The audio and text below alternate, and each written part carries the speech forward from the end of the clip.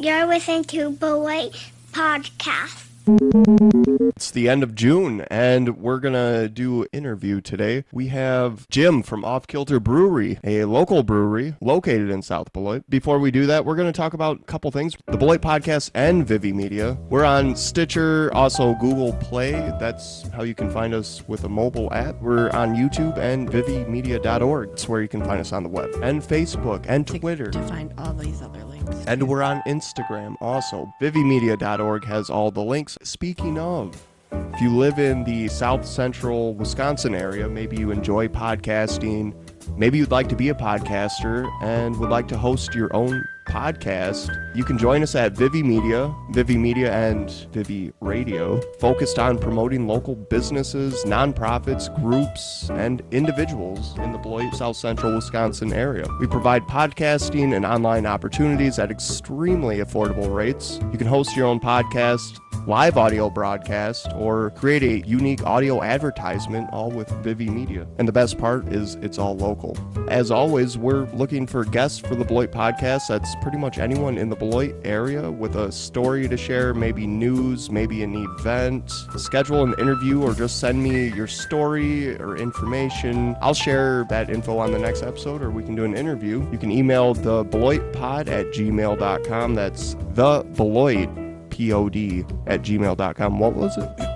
The Beloit pod@gmail.com. Thebeloitpod@gmail.com. And so let's get to the interview with Jim from Off-Kilter. Jim brought in a couple beers. I got to actually try some of the Off-Kilter. It was you tried some of the Off-Kilter. I liked the Oduya. I liked both of them, but that one was my favorite of the two I tried. I'm officially a fan, and hopefully everyone else is after they hear this interview, but I'm a fan for a variety of reasons. You'll hear in the interview kind of why.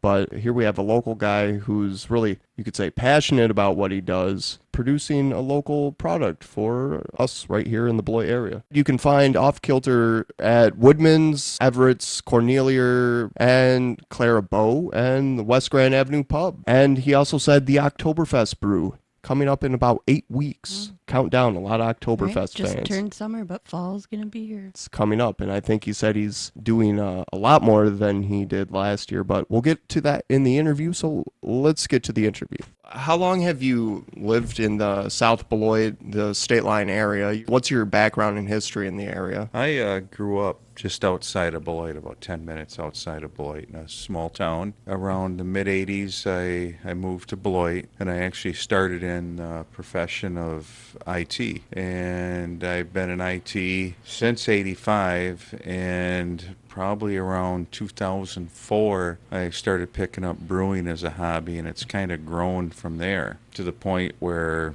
I actually opened up a licensed brewery. We sold our first quarter barrel of beer in December of 2015 to where we are now, where we're actually going through another expansion, which will give us about an additional 50 to 100 barrels a month. We could actually go beyond that if we really needed to, but I'm anticipating about that in carrying distributors both in Illinois and Wisconsin. And so right now, one of the nice things about the expansion is we'll have the pilot brewery, which I do my brewing out of now, but I'll also have a full functioning brewery that I'll be temporarily using through contract brewing to do my other beers, which we do 2 year-round beers and 3 seasonal beers. And we can talk a little bit more about that. And I brought you a couple samples Nice. of some of those. Was this something you did growing up? Did distilling or did brewing really have a place growing up in your life? Did you have relatives or any family that did this? You know, I get asked that a lot, and no, it really hasn't. You know, the way the inner gym works is it's always been inquisitive in how things work, how things do. I've always enjoyed beer, and one of the things that got me curious is what all goes into making a really good beer. As I started looking at that, and there's beer goes way back in history, far Before Wisconsin.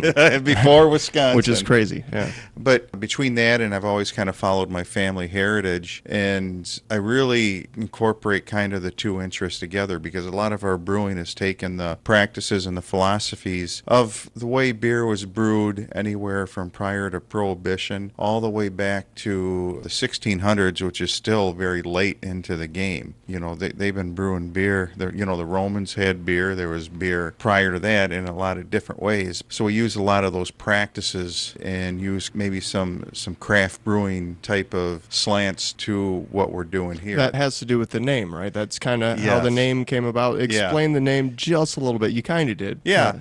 Off-Kilter comes from the way in which we do our beer. And our tagline is old world tradition with a modern slant. The beers we do, we got a pre-Prohibition lager, and we have some other beers that go back from Belgium and Germany. And I'm actually working on one now that I'll probably be releasing next year, which is a beer brewed around the time of the Revolution. I had family that fought in the Revolution, and so I was doing some research on that, and I came across some stories about George Washington. And George Washington had this molasses beer that he really enjoyed, and he used to have shipped to the front line so he could enjoy it. What we have is a beer called Suds of Liberty. We've been test marketing it for the last 6 months or so. It's done really well. It's a molasses and ground corn beer, and it's my interpretation of the type of beer George Washington drank.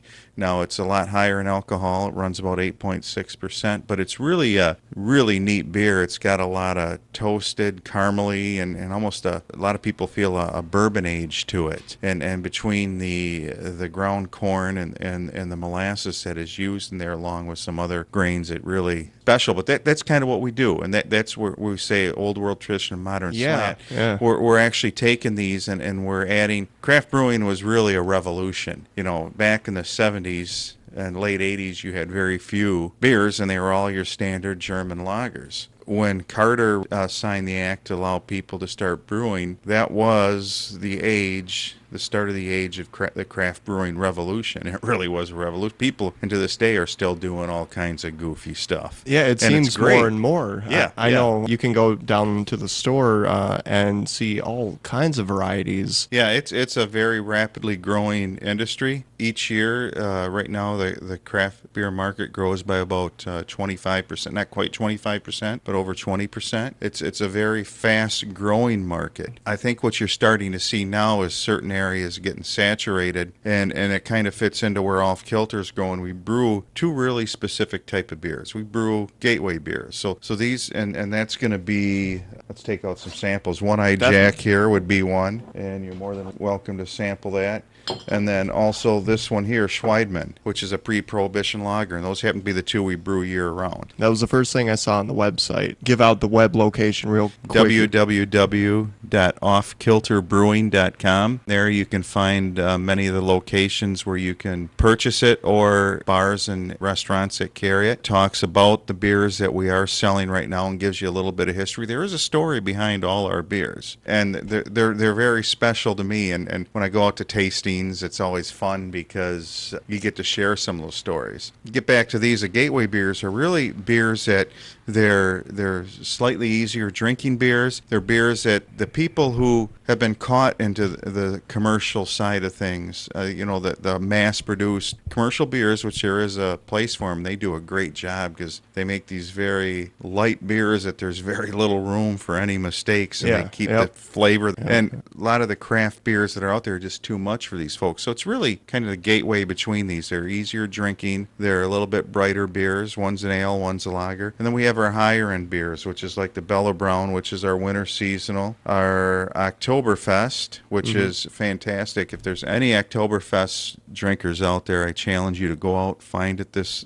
last week of August when distribution cycle starts. Pretty hard to find right now. Yeah, because it's not in circulation. season starts last week of August, but I'll guarantee you'll like it. And then our summer one, which is a great seller, Oduya, which is a Belgian wit, and I brought you one of those. And that's so what you do is you get the bottles that we use for samples when we're starting up the line and trying to get things going and get things set. So as you can see, you're down about an ounce and a half on that one. Have you ever heard that maybe this is an educational brew? I like your historic take on it because it really has history behind it, the Prohibition era type, and everything seems to have some history and background to it. I don't know if you get that with the other varieties of beer out there.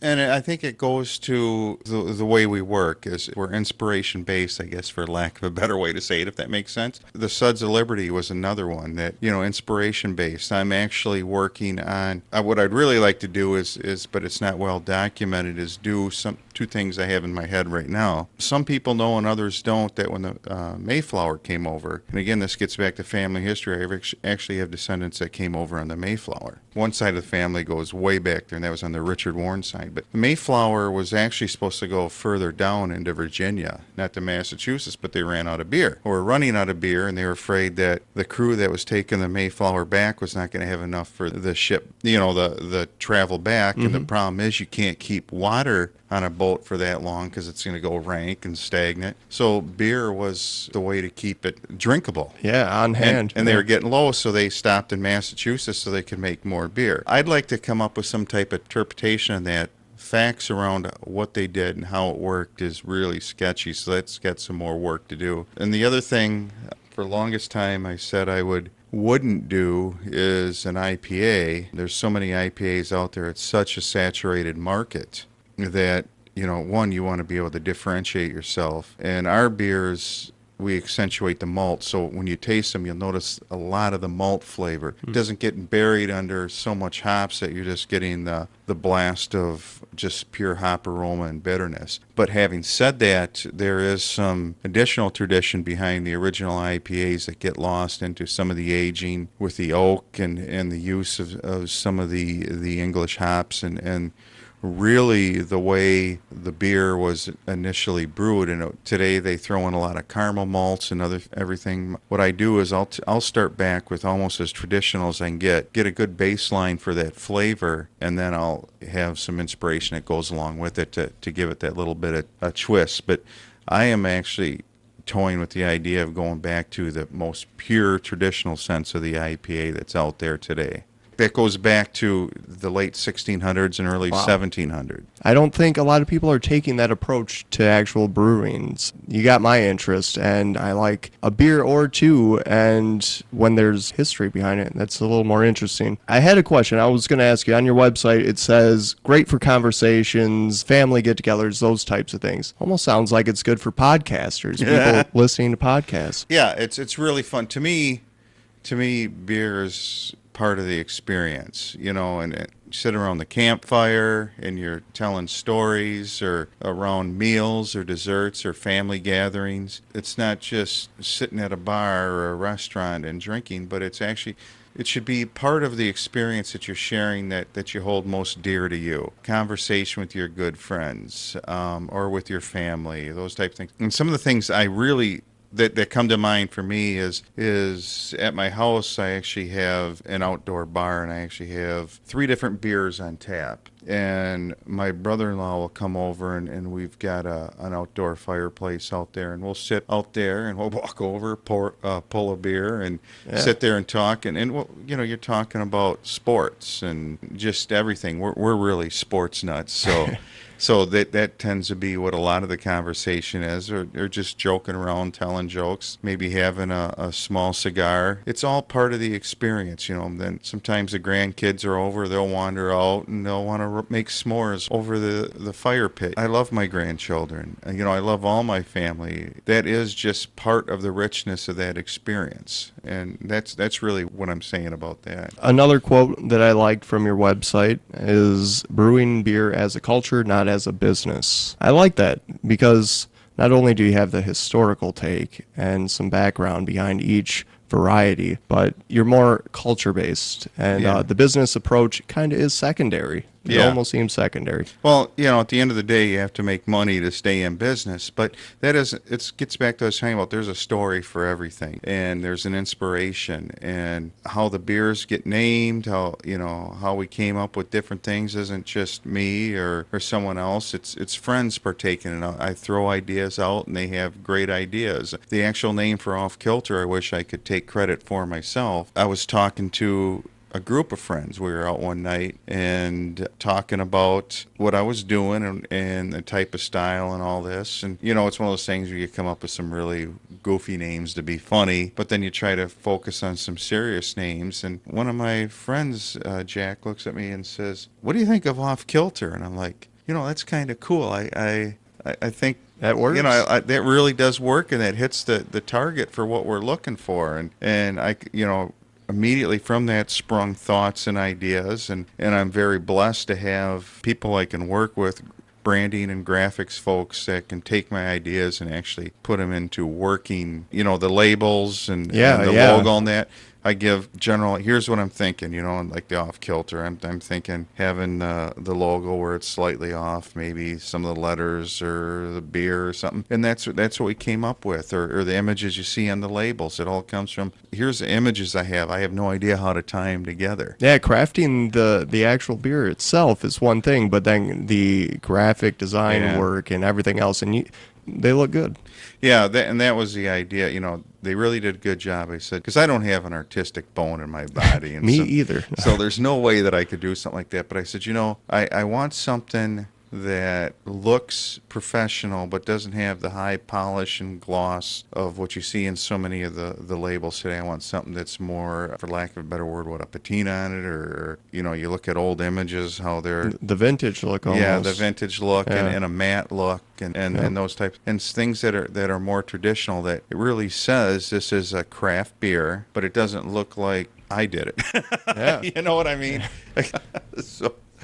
So we're really proud, and that's just it. It is a culture. It's Off-Kilter is all about the stories and taking pride in the brewing industry. Mm-hmm. What we've done in the past, and what our forefathers have done, and there's so much history there. Yeah, and also bringing forth the new ideas of today, mm-hmm. and kind of bringing them together. It's not a rebellion against one. It's a fusion of the two. It's a great time to do all of this. Yeah, I totally understand, and never would have thought about any of this, and I'm actually really surprised. I didn't expect the background at all. I was really looking to have you come in because local brewery sounded really cool to me, but I got more than I really was expecting here. Yeah, and speaking of that, you talk about a local brewery, keep your eyes open. We're hoping in the next 18 months we'll have, ideally, a brewery stood up in downtown Beloit with a tap room, and there's going to be my opportunity to really explore some ideas, because I can put beers in the tap room that are not necessarily marketable, but they have good appeal, and just because they don't scale out to something that would be marketable, but they're